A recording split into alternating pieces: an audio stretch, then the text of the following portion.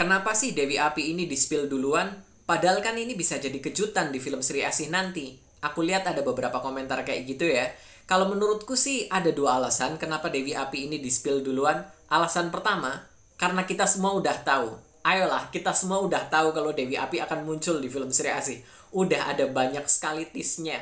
Udah ada banyak teori fans. Teori nomor satu dari film Sri Asih adalah Dewi Api akan muncul di film Sri Asih. Itu teori yang paling pertama dan yang paling banyak dibicarakan di antara para fans. Jadi kita semua udah tahu. Lagi pula kita juga udah tahu Dewi Api akan diperankan oleh Dian Sastro. Karena itu udah diumumkan sejak tahun 2019 lalu. Bahkan di tahun 2019 itu pun di situ ada gambarnya penampilan Dewi Api itu seperti apa. Kalau badannya akan berkobar seperti api. Kita udah tahu. Jadi kita udah tahu kalau Dewi Api akan muncul di film Sri Asih. Kita udah tahu kalau akan diperankan Dian Sastro, dan kita udah tahu penampilannya itu akan berkobar api. Kita udah tahu tiga hal ini guys. Jadi kalau menurutku sih disembunyikan pun sebenarnya percuma, karena kita udah tahu semuanya.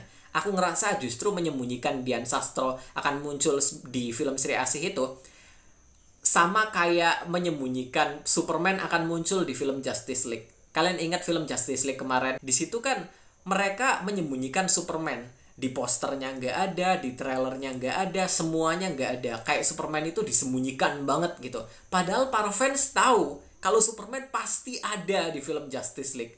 Para fans tahu, kita semua udah tahu. Jadi menurutku percuma aja gitu loh. Justru sayang. Padahal kalau ada dimunculkan dalam promo, itu akan semakin menaikkan hype juga gitu kan. Orang-orang di luar fans, para normis pasti akan semakin excited. Oh, di situ juga ada Superman. Ayo kita lihat, di situ ada Henry Cavill. Ayo kita lihat. Jadi akan menaikkan hype bagi para normis di luar fans DC.